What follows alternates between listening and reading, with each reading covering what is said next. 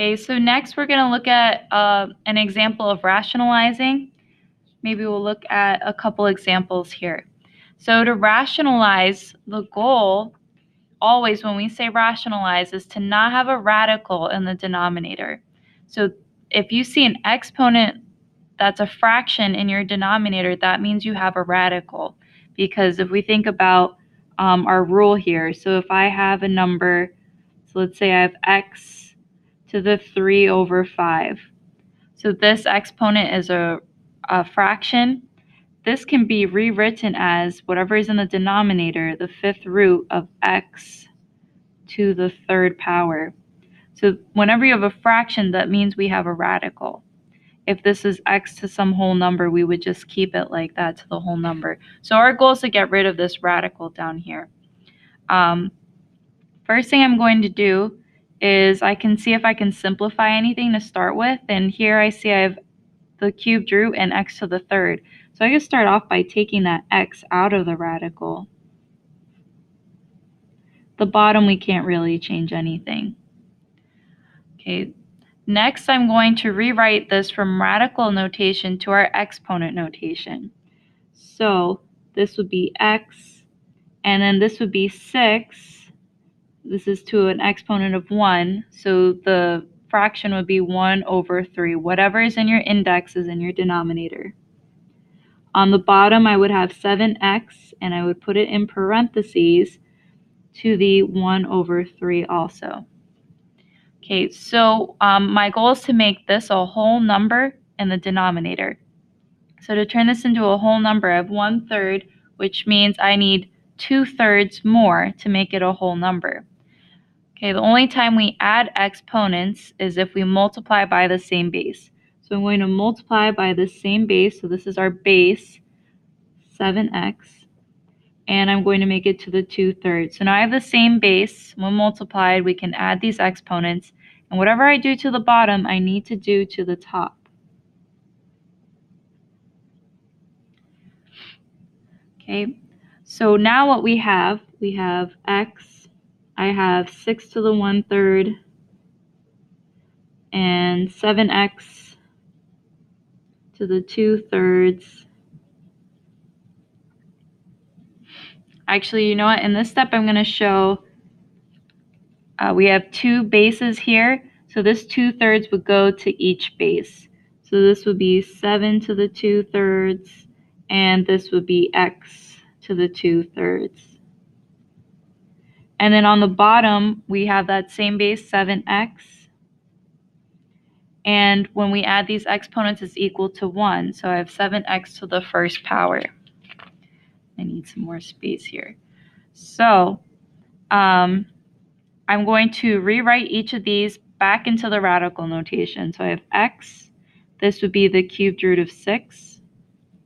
This would be the cubed root of 7 squared. And here we would have the cubed root of x squared. And this is over 7x to the first power. So that would come out of the radical. So we reached our goal, but we're just not done simplifying. So since I have the same index on all three of these and they're being multiplied, then that means I can multiply the radicands of each one. So this x will stay on the outside, and I'll have the cubed root of 6 times 49, which is 294, and x squared is over 7x. And then can I reduce this any further? So we would check with our prime factorization. You could look back at the simplifying roots video to see how to simplify the radical here. I see I have an x on the outside. They can cancel out. So my final answer would be 294x squared over 7. Okay, so let's look at one more example. These are a little bit more in depth here. So I have let's look at the next one, the fourth root of 2x to the fifth.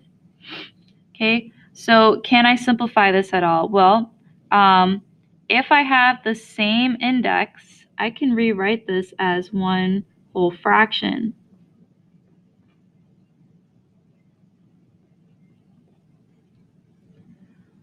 Okay, and then what I like to look for is, can I reduce the fraction? So I'm working with smaller numbers, and I can. 2 and 32. So this fraction can reduce to 1 over 16. I have y to the 5th, x to the 5th. And then I can also, I have a group of 5 x's and a group of 5 y's. So I'm looking for groups of 4. That means an x can come out of the top one, and I'm going to separate these again. So 4 x's, I have a group of 4 x's, so 1 x can come out, and I would have 1 x left over. And then here, the fourth root of 16, that is a number to the fourth power. The fourth root of 16 is 2. And then y can also come out. And then I just have y left here. Okay, so all that's left is I have this radical still with y. So I just need to rationalize. So I'm going to rewrite these two as our exponent notation. So this would be x to the 1/4, and this is 2y. So notice how down here I'm just doing y to the 1/4 in parentheses, and up here it was 7x. The whole 7x was being raised to the 1/3 power. So I had to put parentheses around that. I'm not just raising x to the 1/3, but the whole 7x to the 1/3. That's what the parentheses show. So in this case, it's just the y. So I'm going to multiply by the same base. If I have a quarter, I just need 3/4 more.